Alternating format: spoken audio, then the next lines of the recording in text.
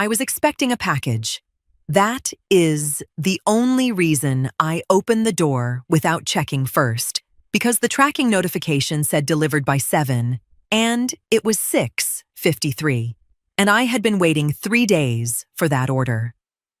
So when the knock came, I dried my hands on the dish towel, crossed the living room, and pulled the door open without a second thought. Imara and Estelle Cross were standing in my doorway in evening clothes. No call ahead, no text, just the two of them, composed, deliberate, and dressed like they had somewhere important to be after this. I read the room in the space of one breath. I stepped back and let them in. I did not offer warmth, and I did not offer an explanation for the absence of it. I simply moved to the kitchen, filled the kettle, and set it on the burner, asked if either of them wanted water. Estelle declined with her hand. Imara shook her head without looking at me. I kept my back to them for exactly long enough to slide open my voice memo app, press record, and set the phone face up on the counter where the acoustics were clean and the angle was natural. 17 years of business meetings taught me one thing above everything else. You record first, and you ask questions later. My name is Perline Bass. I am 61 years old. I built a property management portfolio and a construction company in Southwest Atlanta from 3 rental units and a grief I did not have time to sit inside.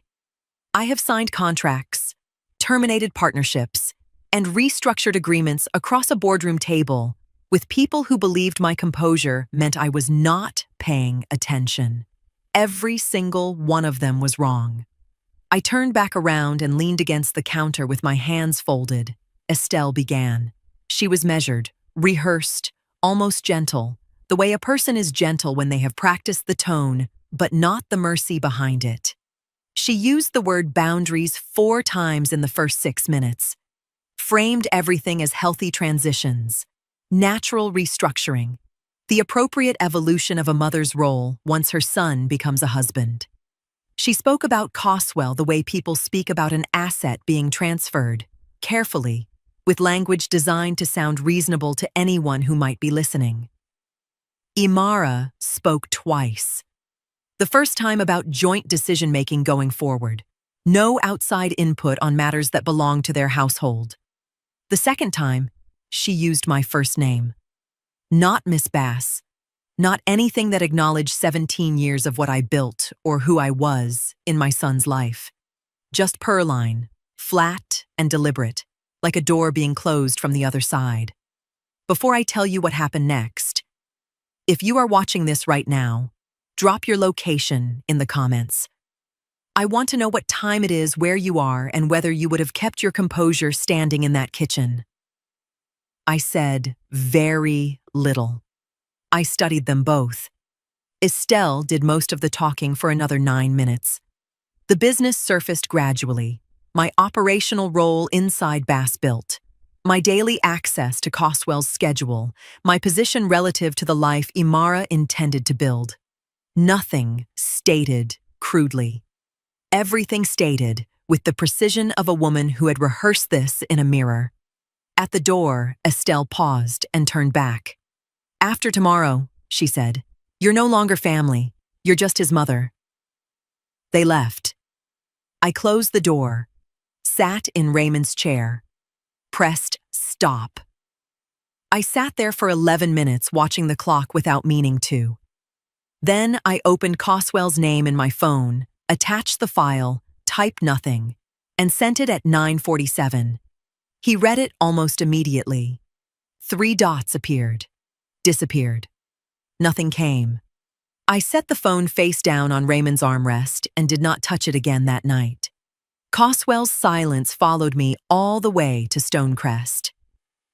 I dressed that morning the way I dress for anything requiring me to hold myself together in public. Carefully, deliberately, with the kind of attention that keeps your hands occupied, so your mind does not wander somewhere dangerous. I arrived at the venue at 10:40 and took my seat near the aisle on the groom's side, close enough to see everything. far enough back to disappear if I needed to. The venue was beautiful. I will give Estelle that much.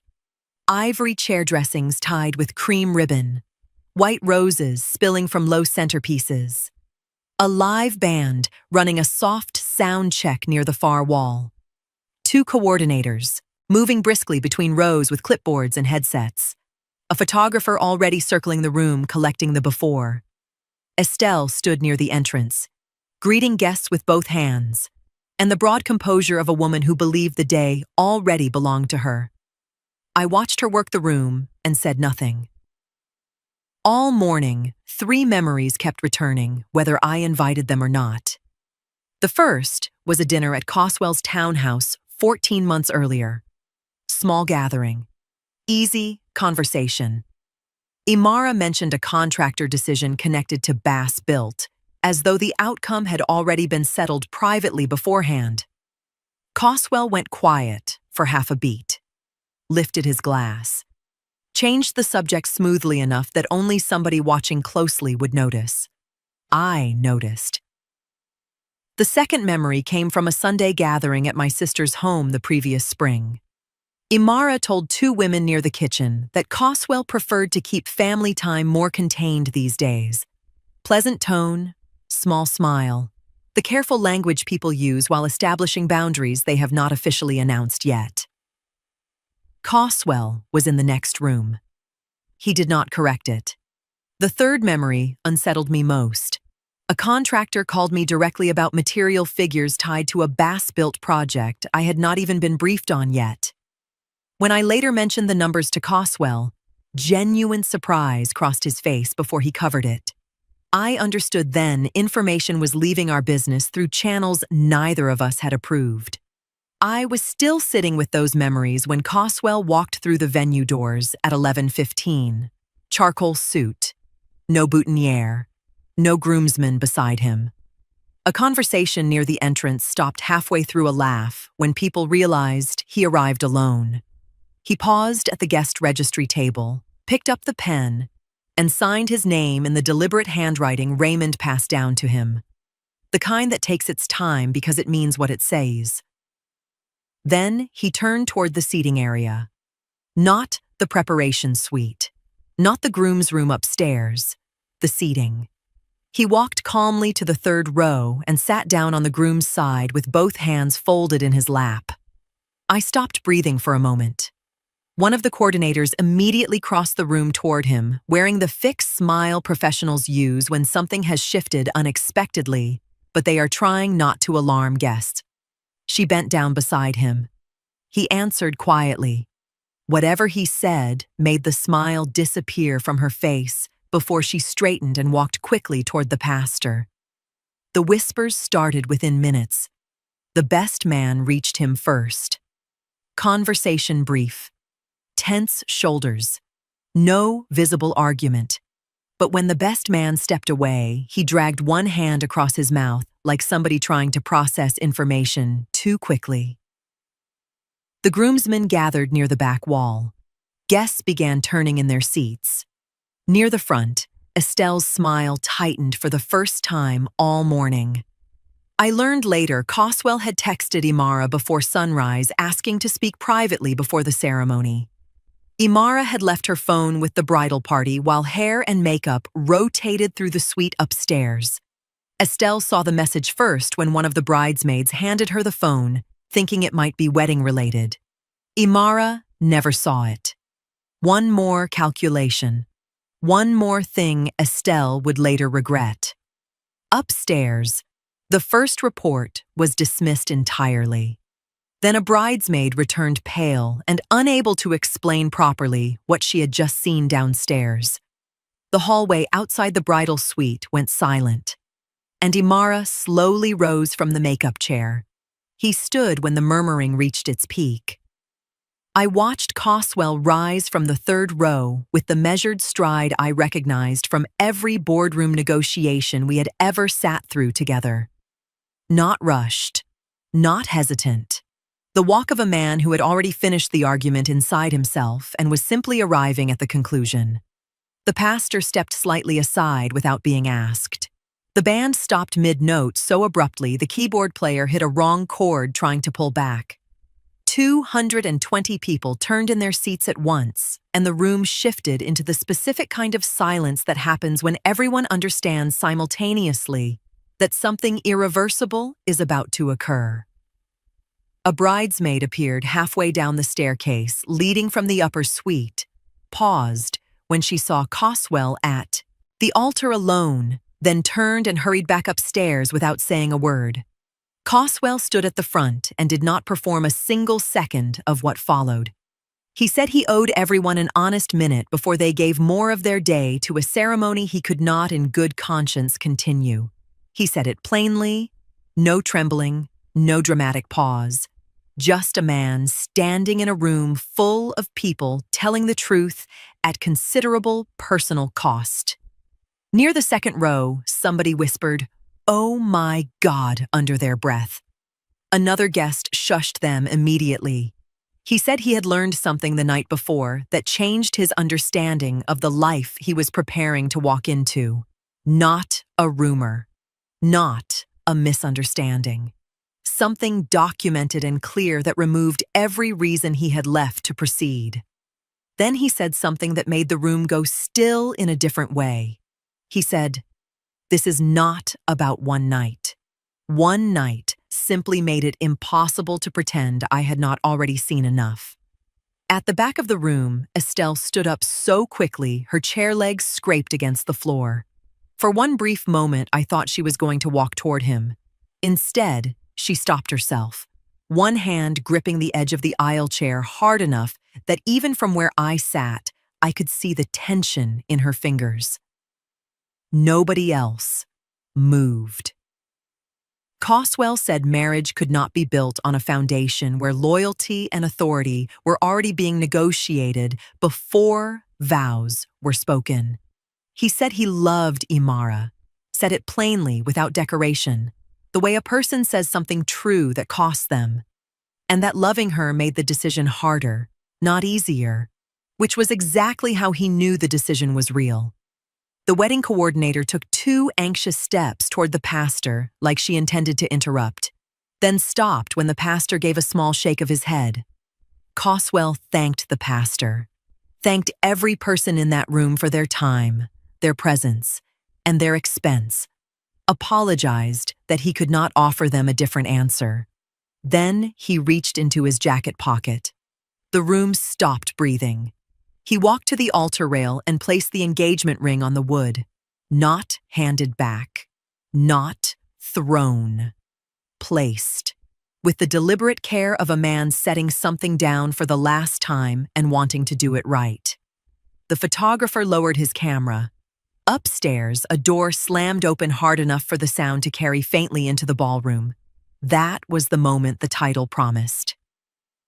I had come in through the side door moments before he finished. I did not know he was going to do this. I had dressed that morning and driven to Stonecrest believing I was attending my son's wedding. When our eyes met across that room, he gave one small nod. The same nod Raymond used to give me across a table when a decision had already been made, and the only thing left was to stand behind it. Then he walked out through the side doors. I followed him into the parking lot. He stood beside his truck with his back to the building, shoulders set, facing the tree line at the far edge of the lot. Neither of us spoke for a long moment. Then from somewhere inside the venue came the muffled sound of raised voices. Coswell closed his eyes briefly. The morning air settled still around us. He said, "I kept hoping you misheard what they meant." I put my hand on his arm and left it there. My phone started before I reached the car. Not Coswell, not family. The first message came from a woman I had not spoken to in 14 months, a church acquaintance who signed her text with a prayer emoji and the words, "Just checking on you." The second came from a contractor's wife I knew peripherally through a developer event 2 years earlier. The third was from my cousin in Decatur, who had not called me on my birthday in 3 years. All of them phrased as concern. All of them already carrying a version of events that had not come from me. I sat in my car in the Stonecrest parking lot, reading each message without responding. Coswell had already driven away. The venue doors were still closed behind me. The flowers inside had not even begun to wilt, and Estelle Cross had already started shaping the story. I understood then what I was dealing with. This was not a grieving mother reacting emotionally in the aftermath of humiliation. This was a prepared woman executing a response she had already imagined before the ceremony collapsed. By early afternoon, the shape of Estelle's version had reached me through 4 separate channels. The story was clean and consistent, too clean for something assembled in grief. Perline Bass was possessive, controlling, a woman incapable of releasing her son into his own life. The wedding had not collapsed because of anything Estelle or Imara did.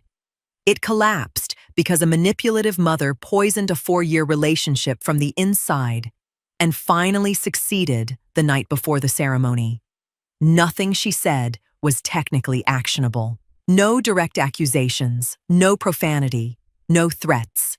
Just careful atmospheric reframing delivered through trusted people to other trusted people who did not know me well enough to challenge it confidently.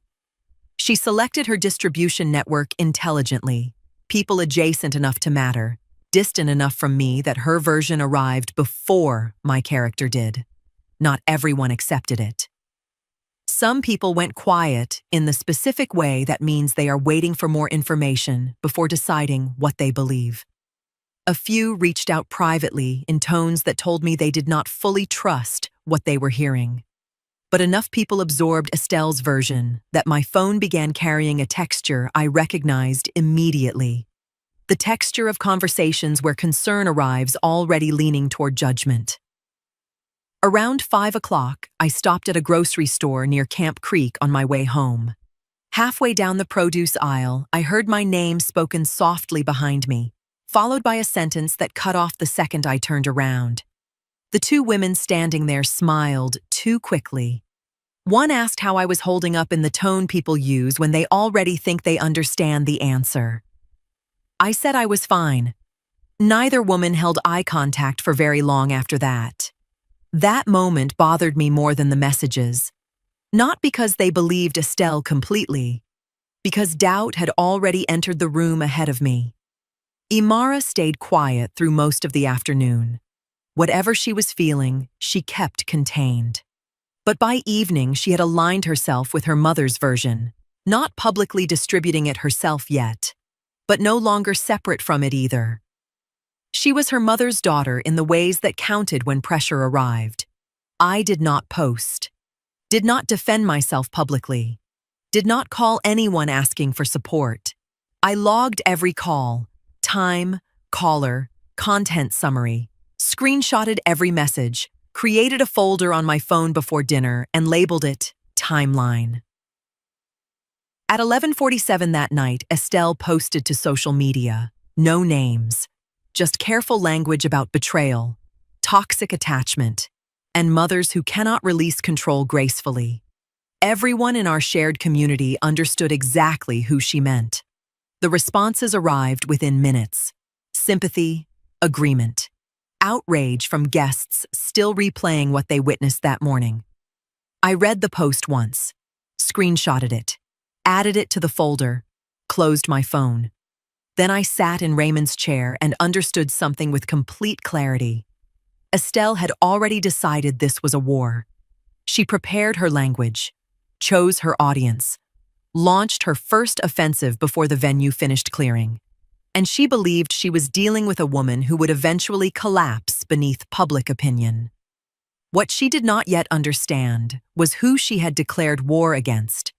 Selah Murrell's office smelled like coffee and old files, and the particular stillness of a space where serious things get decided without being dramatized. I arrived Monday morning with the voice recording, the social media screenshot, my chronological call log, and a legal pad I had filled the night before while Raymond's chair held me together. Selah has been my attorney since Coswell was 19 years old. She does not perform concern. She listens, processes, and tells you exactly what you are looking at without softening it into something easier to carry. She listened to the recording twice without interrupting, read my notes once, folded her hands on the desk. Then she said, per line, "This was never just about the marriage." I waited. She leaned back slightly in her chair. Georgia doesn't automatically hand a spouse ownership of a family business because a wedding happened. That's not how this works here, which means if Estelle understands even the basics, and I think she does, then this wasn't about immediate control. I stayed quiet. Selah tapped one finger lightly against the legal pad between us. It was about access, she said. Influence, positioning. She said it calmly, not theatrically, like someone explaining weather patterns already moving overhead. A husband doesn't have to sign over ownership for a wife to start shaping outcomes around him. It happens slowly. Conversations at home, opinions repeated often enough they stop sounding like opinions. Decisions discussed privately before they ever reach the office. She paused. I've seen businesses weakened that way without a single lawsuit ever being filed. That landed harder than anything else, she said, because it sounded real, not legal, human. Selah turned her laptop slightly and replayed one section of the apartment recording.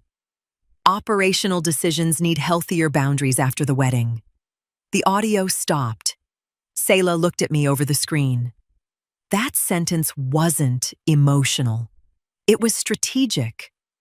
I felt something cold settle into place inside me then.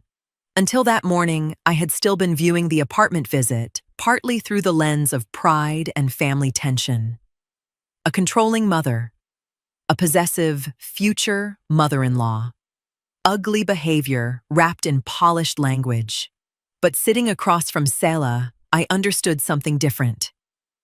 Estelle had not come to my apartment reacting emotionally to a wedding. She came prepared to establish terms. The evening clothes, the rehearsed gentleness, the repeated use of the word boundaries. None of it had been spontaneous. It was positioning disguised as concern. Salah said something else before our meeting ended that stayed with me all the way home. People think control always looks loud, she said. Most of the time, it looks reasonable right up until the damage is already done. I drove back through Southwest Atlanta, replaying the past 4 years differently than I ever had before. Every casual business question Imara asked over dinner. Every moment Estelle appeared at events or conversations that had nothing to do with her. Every subtle redirection. Every small silence from Coswell when something felt slightly off, but not large enough yet to confront directly. None of it looked dramatic, standing alone. That was the point. I pulled into my parking space and sat there with both hands resting on the steering wheel. The wound was still there. I will not pretend it was not. But underneath it, something had shifted. The grief was beginning to organize itself into clarity. I was done looking at Estelle Cross as a difficult woman with boundary issues. I was finally looking at her correctly, and Estelle still believed I had not understood the game she was playing at all. Coswell's truck was already in the lot when I arrived at 7:45. I sat in my car for a moment before going inside. Not long, just enough to decide what kind of mother I was going to be when I walked through that door. The kind who asks too many questions, or the kind who shows up and lets him lead. I chose the second one. I have not always been good at it, but I have been practicing since he was 17. He was at his desk when I came in. Contractor invoices spread across the surface in the organized way he inherited from Raymond. Everything visible, nothing overlapping. He said good morning without looking up. I said good morning back and went to make coffee and did not hover. That became the shape of the weeks that followed. Coswell moved through Bassbuilt the way a man moves when he has made a private agreement with himself to keep going regardless of what it costs him. He ran every meeting, returned every call, made sound financial decisions on 3 separate contractor negotiations without asking my input.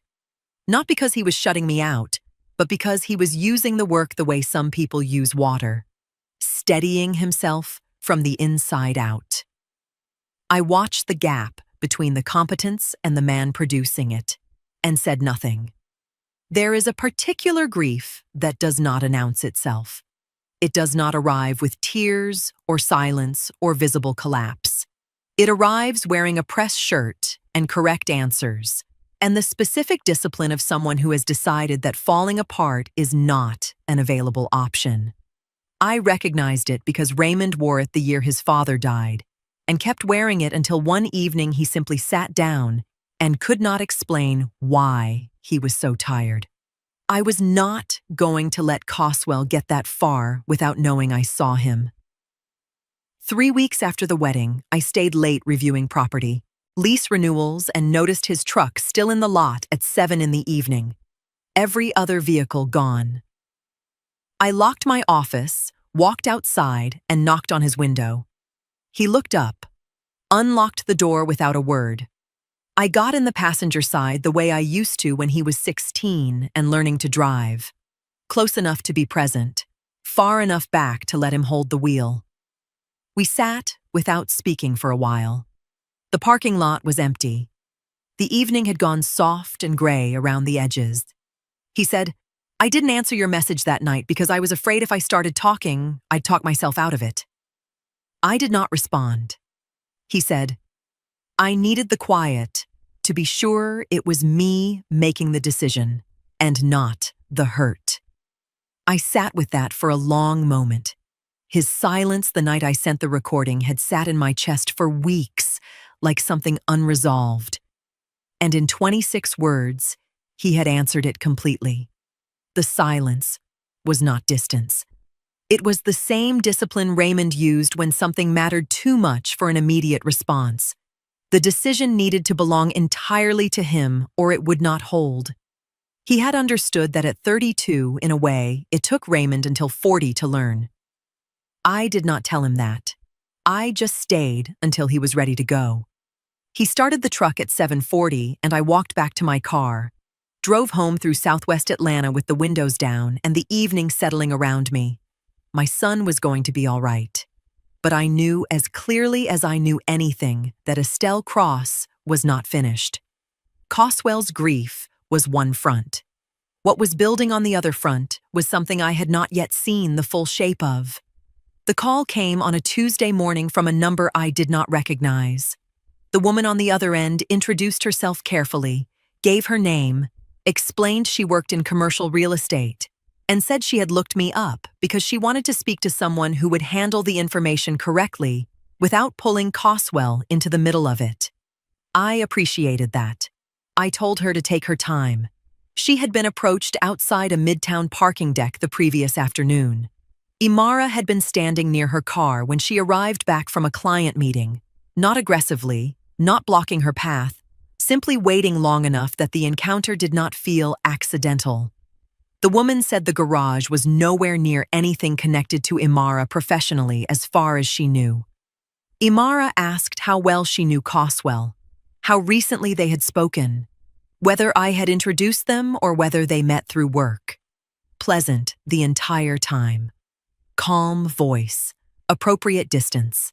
The kind of conversation that feels ordinary while it is happening and unsettling 20 minutes later when you are replaying it alone at a red light, wondering why it stayed with you. I thanked her. Asked whether she would be willing to provide a written account if it became necessary. She said yes, without hesitating. I wrote down her name, the date, the location, and every detail she gave me before ending the call. Added it to the timeline folder. Kept moving. 2 weeks later, a second report came through a contractor Coswell worked with regularly along Cascade Road. His office manager mentioned noticing the same dark sedan outside the building on 2 different afternoons over the course of 10 days.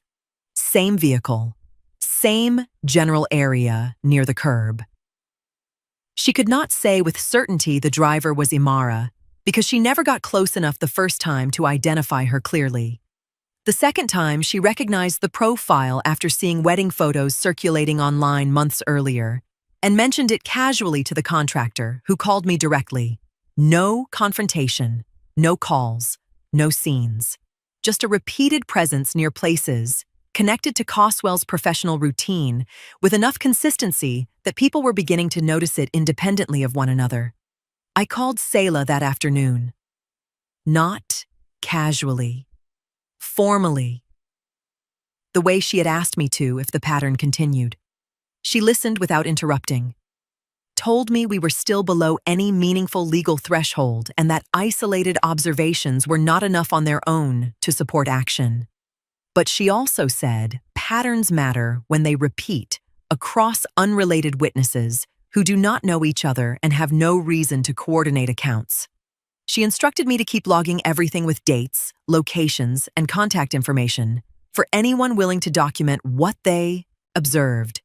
Then she said something that stayed with me. Do not assume intent too early, she said. Just record behavior accurately and let the pattern establish itself. 3 weeks later, the pattern stopped feeling distant. I pulled into my Cascade Heights parking area on a Wednesday evening at 8:15 and noticed a dark, colored car idling across the street with the headlights off. I did not recognize it from the neighborhood, though that alone meant very little in Atlanta. Visitors parked there all the time. I drove past once before circling back naturally instead of pulling directly into my space. The car remained where it was. When I finally parked and checked my rearview mirror, the vehicle pulled away less than a minute later, not speeding off, not panicked, simply leaving with the calmness of someone who had finished waiting for whatever they came to confirm. I was still sitting in the car when my phone rang. Coswell. I answered immediately. He asked whether I was home yet. His voice sounded controlled in the particular way people sound when they are trying not to alarm you before they have all the facts. I told him I had just pulled in.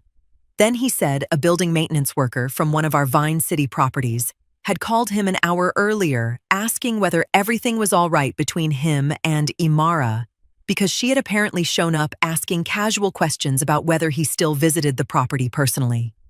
My grip tightened around the phone. Different location, different witness, same behavior. Maybe coincidence had finally run out of room. I wrote down the time, the make, the color, and the 4 digits of the partial plate I caught when the headlights swept briefly across the curb turning out. Then I went upstairs and called Selah. She listened, asked 3 specific questions. Then she said something she had not said in any of our previous conversations. She said, "All right, Perline, we are not just documenting anymore." I wrote that down too. Leaford Gaines called on a Thursday morning and could not look me in the eye through the phone. I have known Leaford for 6 years. We closed 4 renovation agreements together without a single dispute. He is not a man who hides behind vague language. He says what he means and moves on. So when he called to pause the pending agreement on the Cascade Road property and used the word instability twice in the first 90 seconds, I understood immediately the language was borrowed. I asked him to define instability as it related to Bass-Built's actual operations. He could not. Said he had heard concerns from people he trusted and wanted to wait before committing further. I told him I understood and that the agreement would still be here when he was ready. Thanked him. Ended the call. Wrote it down. 2 days later, our accounting office received an anonymous complaint through the Better Business Bureau portal, questioning Bass-Built's contractor ethics and internal management practices. No specific accusation. No verifiable incident attached. Just enough vague language to force a formal response process and create a searchable public notation until the matter was reviewed. Selah handled the response personally within 24 hours. The complaint went nowhere. I logged it anyway. 3 days later, a woman on my property management team submitted her resignation by email. Short, polite, No explanation beyond pursuing other opportunities. When she came to collect her things, she would not meet my eyes. I did not press her. By then, I understood something important about Estelle's methods. People influenced gradually through concern and suggestion tend to defend the influence harder if they feel embarrassed for believing it. Pressing them only drives them deeper into the version they already accepted. I thanked her for her work, wished her well, and added the resignation to the log with the date and surrounding context. By Sunday, the temperature at church had shifted in the specific way that tells you conversations have been happening in rooms you were not invited into. A woman who had saved me a seat in the fourth row every Sunday for 2 years was already seated beside someone else when I arrived. She smiled when she saw me, the careful smile of someone quietly managing distance, while still deciding whether they feel justified doing it. I sat where I could find space and kept my face neutral. During announcements, one of the associate ministers briefly thanked members who continued supporting healthy family reconciliation during difficult public situations. Half the room looked forward. The other half looked nowhere at all. Estelle was not accusing me of crimes. She was doing something more durable than that. She was creating atmospheric doubt, the kind that never lands heavily enough to defend against directly because it rarely arrives as a complete statement. It arrives as concern, as hesitation, as lowered voices after your name enters the room. She understood exactly where the line was between troubling and actionable, and stayed on the safe side of it with practiced precision. I showed Coswell the full pattern that weekend: Leaford's call, the resignation, the BBB complaint, the church temperature, the timeline connecting all of it back to the weeks following Estelle's social media post. He sat with it quietly for a moment. Then he said, "She planned all of this before they ever came to your apartment." I told him I believed he was right. He nodded once, then said, "Then we don't react. We record." I looked at my son and understood Raymond's discipline had not skipped a generation after all. I went home that night and created a second folder separate from timeline: professional interference. Leaford's call became the first entry, the BBB complaint the second, the resignation the third, church observations the fourth. By the end of the month, the folder contained 6 separate incidents. Estelle had been operating for months with the confidence of a woman who believed patience belonged only to her. That confidence was her first mistake. The second mistake was still coming. She called on a Thursday evening in early October and introduced herself the way people do when they are uncertain how they will be received. Carefully, with context offered before the ask. She worked in procurement for a mid-sized logistics firm. She met Coswell twice through shared industry events and exchanged business cards with him the way professionals do, politely, without anything developing beyond occasional LinkedIn interaction. She had no personal stake in what happened at that wedding. She was calling because that afternoon, Imara had been standing outside her office building again, and it no longer felt responsible to keep dismissing the pattern as coincidence. I told her I was listening. Over the previous 2 months, she had noticed Imara 4 separate times, near locations connected to her own routine rather than Coswell's. Once near her office building, once outside a networking event in Midtown, twice in parking areas, connected to places she visited regularly after work. None of the encounters involved confrontation. That was what unsettled her most. Imara behaved like someone trying very carefully not to appear as though she was watching anything at all. The woman also received 3 text messages during that same period. The first polite, the second more probing, the third specific enough that she screenshotted it and showed it to a friend before deciding not to respond further. Then she told me about the phone call.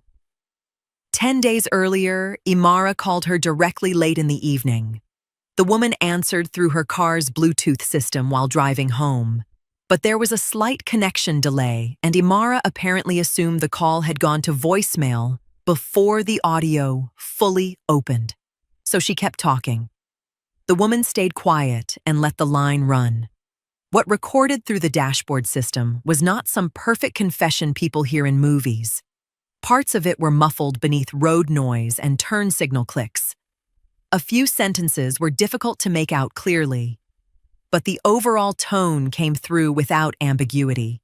Probing questions about who Coswell was spending time with, whether he had mentioned me recently, whether certain women in his professional circle were still in contact with him. Not threats. Nothing explosive, but enough to establish pressure. Enough to make clear this was not a grieving woman making one emotional mistake after a breakup. There was purpose in it, direction, patience, the particular restraint of someone still trying to control a narrative that had already slipped beyond her reach. I asked whether she would be willing to provide a written statement if necessary. She said yes, without pausing. I thanked her, wrote down everything she told me with the same precision I had used since the night I created the timeline folder. Then I called Selah before 10 o'clock and relayed the full account. Selah asked 4 questions. Said she would need the screenshots, the audio file, the written statement metadata preserved exactly as collected. Then she told me to call her Monday. That weekend, I cleared my dining room table completely. I laid everything out beneath the overhead light in chronological order. The apartment recording, every screenshot from Estelle's social media post forward, every call log, every witness note, the drive-by entries with dates and partial plates, the contractor account, the resignation, the church observations, the commercial real estate woman's written statement from 2 months earlier, and now the text messages, photographs, and imperfect dashboard audio from a woman with no connection to my family and absolutely no reason to involve herself unless what she witnessed genuinely unsettled her. I stood at the edge of that table and looked at what 4 months of documentation actually resembled when assembled in one place. Not grief, not coincidence, not isolated misunderstandings unfolding independently. A pattern, sustained, coordinated, maintained with the consistency that only exists when intention exists first. Estelle operating against my professional and social standing. Imara refusing to release surveillance over the people connected to the man who left. 2 separate tracks moving in parallel. Neither accidental, neither stopping. I sat at that table until 1 in the morning. Then I organized everything by date, created a second full copy, and stored both in separate locations. I had been documenting for 4 months. I was not documenting anymore. He arrived at noon on a Sunday, carrying the particular quietness he had worn since the wedding, present, functional, and holding something just beneath the surface that he had not yet put down. I had cooked pot roast, rice, the cornbread he has eaten at this table since he was 9 years old. He sat down, served himself a reasonable plate, and ate the way a person eats when food is not what they came for. Mechanically, politely, clearing enough of it to avoid making me ask. When he pushed the plate aside, I cleared the table completely. Then I went to the bedroom and came back with both copies of the documentation and laid everything out in front of him in chronological order. I did not editorialize, did not tell him how to feel or what to conclude. I simply walked him through it from the beginning. The first call from the commercial real estate woman, the contractor's office manager report, the drive-by entries with dates and partial plates, the resignation, the church distance, Leaford's call with its borrowed language, the text messages, the photographs, and the 47 seconds of audio that a woman with no connection to our family had recorded without trying. I laid it all out, and then I sat down, and I was quiet. Coswell did not speak for a long time. He moved through the pages with the same methodical attention he brings to contractor proposals. Nothing skimmed, nothing rushed. Everything read for what it actually says, rather than what it appears to say at first contact. His hands were flat on the table when he finished. He did not look up immediately. Then he said, "The wedding wasn't the plan failing. It was the plan not working fast enough." I told him I had come to the same conclusion. He looked up then, asked how long I had been carrying this without telling him. I said I did not want to add weight to what he was already managing. He looked at me the way Raymond used to look at me when I had done something entirely reasonable that he still wished I had done differently. Not anger, not disappointment. Something more patient and more tired than either of those things. He picked up his phone. The first call was brief. He identified himself, referenced Selah's name as the referral, and confirmed an appointment for Thursday morning with an attorney who handled harassment and protective proceedings. The entire call lasted 4 minutes. He hung up and made the second call before I finished processing the first.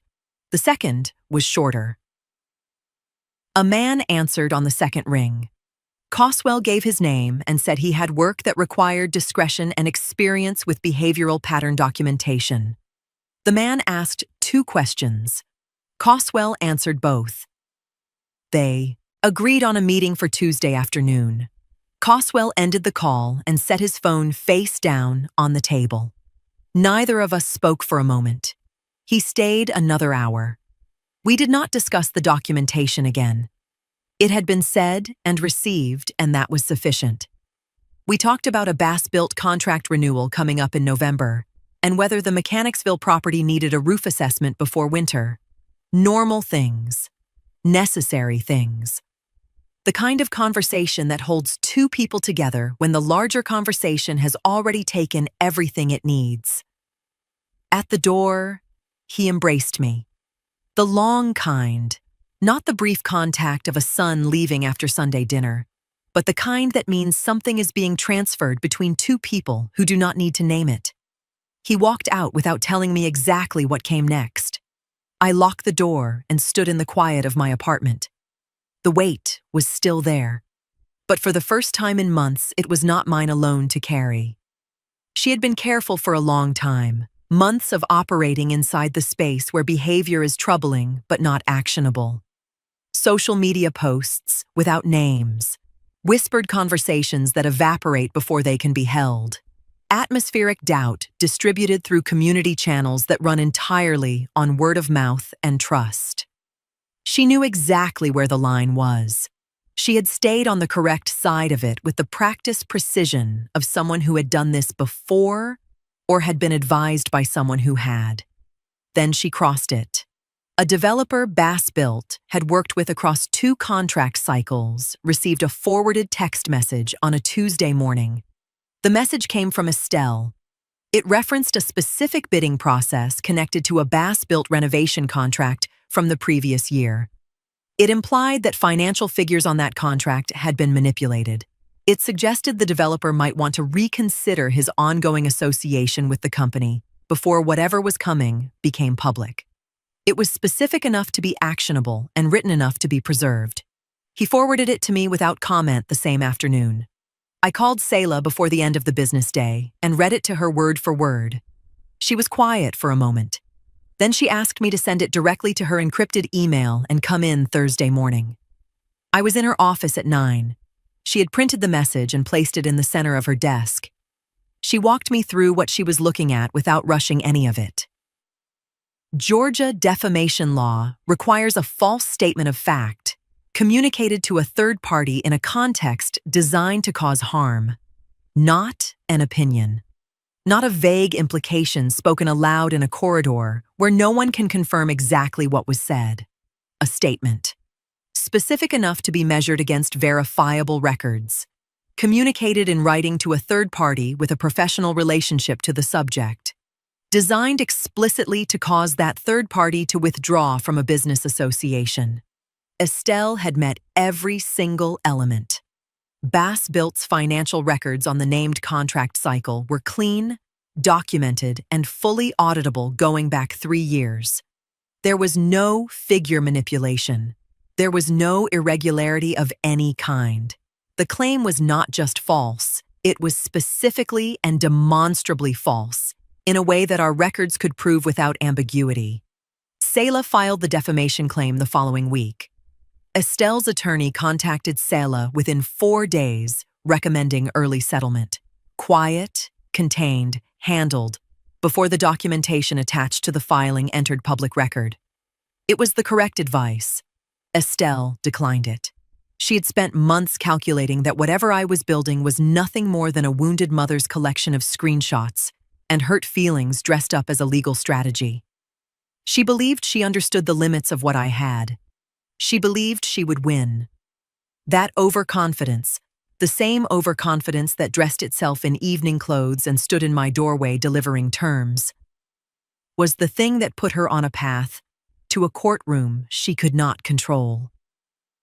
Selah looked at me across the desk when we finished reviewing the filing. She said, "She finally put it in writing."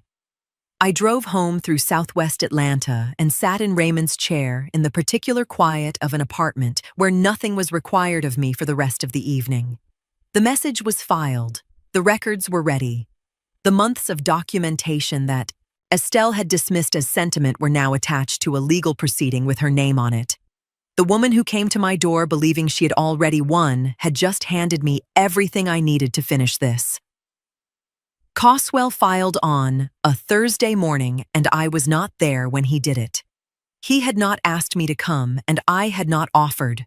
Some things a grown man needs to do without his mother beside him, not because she is unwelcome, but because the act needs to belong entirely to him, or it carries less weight when it lands.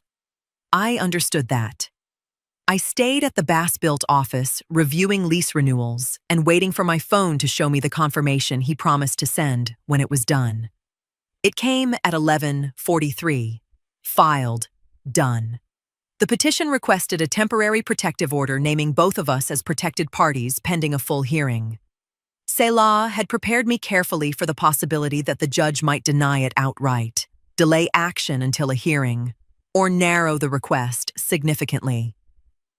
Georgia judges vary widely on these filings unless the documentation shows a sustained pattern rather than isolated discomfort. What Coswell's attorney submitted was 8 months of sustained pattern. Signed witness statements from 3 independent women. Drive-by logs with dates and partial plate numbers. Time-stamped photographs placing Amara's vehicle near locations with no professional basis for repeated presence. The dashboard audio recording. The investigator's behavioral summary documenting repeated incidents across multiple locations over several months. And the original apartment recording from the night before the wedding that started all of this. 8 months of quiet work attached to a single filing. By early afternoon, the court issued a temporary order pending formal review at the next hearing date. Limited restrictions. No direct harassment. No repeated unwanted contact. No using third parties to communicate around the order. Narrower than what Coswell initially requested, but sufficient to establish that a judge believed the documentation warranted temporary intervention until the matter could be heard fully. That mattered. Not because it solved anything immediately, because it moved the situation out of whispers and into record. Amara was not at her registered address when the process server made the first attempt, or the second. The investigator's report had already noted she appeared to be staying intermittently with a relative after the defamation filing became public. The process server eventually reached her at her workplace on the 3rd attempt. It was procedure, not spectacle. The filing became public record by afternoon. By evening, I understood what public record actually means inside a community that had been absorbing Estelle's version of events for 8 months. People who accepted her narrative now had access to documentation she could not soften, redirect, or distribute selectively through trusted conversations. The material simply existed, dated, signed, specific, and attached to filings carrying consequences if intentionally falsified. Leaford called me at 4:37. He did not apologize directly.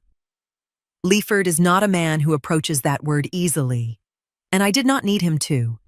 He said he had reviewed some information and wanted to revisit the renovation agreement. I told him Selah would send updated terms by end of week. Thanked him, added the call to the log, and kept moving. Estelle issued a response by early evening.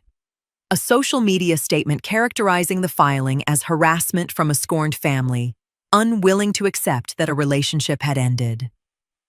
She used the word scorned twice. The people who had actually reviewed the filing did not find that explanation satisfying. I watched the responses beneath her statement shift slowly across the evening. Not dramatic, not explosive, simply quieter and less certain than they had been months earlier when her version moved uncontested. I sat in my apartment that night with my phone face down on the table and thought about something Raymond told me the year Coswell was born. That the woman who waits for the right moment is not passive. She is conserving. That patience is not weakness dressed in better clothes. It is strategy that has not shown its full face yet. I had been conserving for 8 months. The expenditure was just beginning. Civil cases do not move the way people expect them to. There is no single moment where everything breaks open. No dramatic confrontation across a courtroom where the truth arrives like a verdict before the verdict.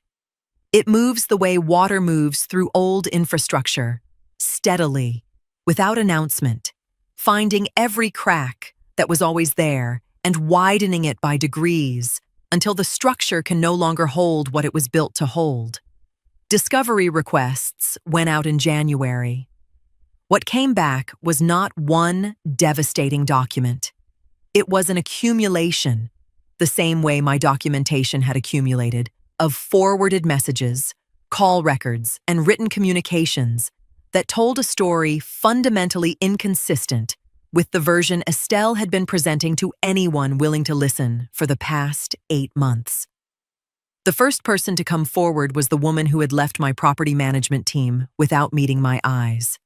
She contacted Selah directly, said she had been thinking about it since the restraining order filing became public and had decided she could not stay quiet about what she knew. Estelle had reached her multiple times over several weeks before her resignation. Not once, multiple times. With specific claims about my management practices framed as insider knowledge from someone with direct access to the situation. She had believed it. She did not believe it now. She provided a written statement covering every conversation, every date she could confirm, and every specific claim Estelle had made. She signed it and submitted it without being asked twice. Her statement joined the file. Discovery pulled Estelle's direct communications with Leaford next. What those messages showed was not a concerned community member sharing honest worry. They showed a deliberate and repeated effort to introduce doubt using language that borrowed the credibility of proximity, implying knowledge she did not have, referencing specifics she could not verify, and framing it consistently as something about to surface publicly. Leaford had received 4 separate messages across 3 weeks before he called me to pause the renovation agreement. He renewed the Bass-Built contract before the discovery phase concluded. Did not discuss the messages with me directly. Did not need to. The record spoke for itself. Then Selah called me on a Wednesday afternoon in early March and told me something I had not expected. Imara had submitted a voluntary written statement. She had stopped attending meetings with Estelle's legal team weeks earlier. Selah had noted her absence through the procedural communications, but said nothing until there was something to say. What Imara provided was a first-hand account of the apartment visit. She was there. She heard everything Estelle said. She corroborated the recording from the inside, not because anyone compelled her to, but because she had made a decision about who she was willing to be when the alternative was continuing to be her mother. It was the one piece of evidence Estelle could not reframe. Every other element of the case she had an answer for. Incomplete, implausible, but present. Her own daughter's signed statement describing what happened in my apartment that night had no answer. It simply sat inside the file, telling the truth. That evening, my phone showed a message from a number I recognized. 7 words, no greeting, no ask. My mother made this worse than it had to be. I read it once, thought about Imara at 29, what she had been taught to believe, what that belief had cost her, and how completely her mother's strategy had destroyed the very thing it was designed to secure. Then I placed the phone face down on the counter and did not respond. Her restitution was not mine to give. She had already offered the only thing that mattered, her name on a document telling the truth about a night Estelle believed would never be accounted for. Estelle was running out of versions of events to offer. Everything she had built against me had been constructed on the assumption that I would not outlast her. She was wrong about that from the beginning. She was simply the last one to understand it. The gray dress has hung in my closet for 12 years. I bought it the year Raymond died, for a meeting with a developer who had decided a recently widowed woman with 3 rental units was not a serious business partner. I wore it that day and closed the agreement before lunch. I have worn it to every consequential proceeding since then. Not from superstition, but from the specific confidence of a garment that has never been in the room when things went wrong. I put it on the morning of the civil hearing and drove to the courthouse without calling anyone. Nearly 11 months had passed since the wedding by then. Depositions, discovery exchanges, mediation attempts that went nowhere, continuances requested by Estelle's legal team after additional communications surfaced during document production. The case had moved the way serious civil matters usually move, slowly, expensively, and with enough paperwork to make everyone involved tired of hearing their own names attached to it. Selah was already in the corridor when I arrived. We reviewed nothing. Everything had already been reviewed too many times to matter anymore. She simply nodded and we walked in together. Coswell was 2 rows behind me. I did not turn around to confirm it. I knew his posture the way I know my own handwriting, and I could feel him settled and present, and that was sufficient. Civil court is not built for spectacle. There are no moments where a single revelation breaks everything open and the room reacts. There is procedure. There are records read into evidence. There are written statements presented in the sequence that makes their collective meaning unavoidable. There are attorneys who make the arguments available to them, and a judge who has seen every version of every argument and is interested only in what the documentation supports. Estelle's attorney made the arguments available to him. They were not without structure. But structure is not the same as foundation, and what he was building on had been compromised long before this morning. Selah made the arguments available to her. She did not perform them. She presented them the way she presents everything, in order, without excess, letting the record carry the weight that the record had earned.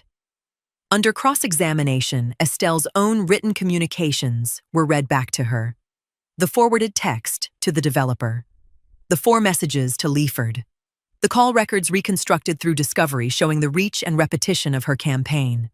And Imara's voluntary statement, her own daughter's account of what was said in my apartment that night. Entered and acknowledged without any explanation Estelle could offer that the room found credible.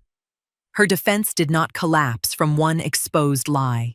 It collapsed from accumulation, from repetition, from a paper trail she had not believed I was capable of building.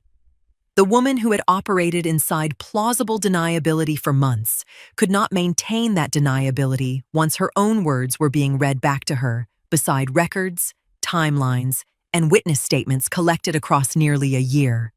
The judgment was financial, significant enough to hurt, permanent public record, not ruinous in the dramatic way television likes to imagine, but substantial enough that settlement discussions restarted almost immediately afterward regarding the remaining claims. Afterward, I gathered my documents, thanked Selah in the hallway with the specific brevity of two people who have done what they came to do. Coswell walked with me to the parking structure without speaking. In the elevator, he placed his hand briefly on my shoulder. I put my hand over his for a moment. The doors opened, and we walked to our cars. I did not look back toward the courthouse entrance. I learned later that community members who had followed the case watched Estelle exit alone. No family beside her. No victory in the way she carried herself. Just a woman in a good blouse walking to her car with the particular silence of someone who has run out of versions of events to offer. She did not lose one hearing. She lost the architecture she had spent years constructing around herself. I had already turned toward my own car before she reached hers. There was nothing left to watch. More than a year has passed since I opened that door expecting a package. I stand at the window of the same Cascade Heights apartment where two women arrived in evening clothes, believing they had already decided how my story would end. The evening light settles into the trees along the road the way it does in this part of Atlanta in the fall, turning ordinary things softer around the edges. I have lived in this apartment for 11 years. I chose it deliberately when I could have afforded something larger because Raymond always said the right space is the one that holds what matters without requiring you to fill the rest. I have never needed to fill the rest. Bass-built is intact. 11 properties intact. The operating agreement bearing Raymond's name on the foundation document and Coswell's name beside mine is intact.